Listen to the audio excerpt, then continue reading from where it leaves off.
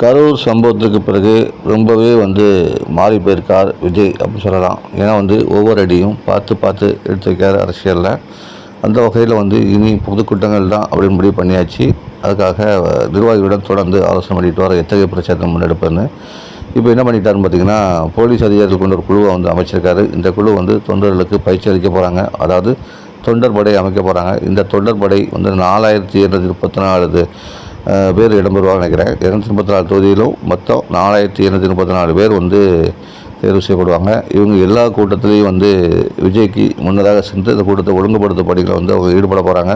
அதாவது விஜய் ஒரு வேளை திருச்சி போகிறான்னு வச்சுக்கோங்க, இல்லை மதுரை போகிறான்னு வச்சுக்கணும், அங்கே ஒரு நாளைக்கு முன்னாவே அந்த படைகள் போயிடுவாங்க. போய் இந்த கூட்டத்தில் என்னென்ன பண்ணணும், பாதுகாப்பு ஏற்பாடு சம்மந்தமாக பாதுகாப்பு பணிகளை அவங்க மேற்கொள்வாங்க. அந்த வகையில் கூட்டல் நெரிசல் எதுவும் இல்லாமல், கூட்டத்தில் சலசலப்பு எதுவும் இல்லாமல் ஒரு ஒழுங்குபடுத்தும் பணியில் அவங்க ஈடுபட போகிறாங்க.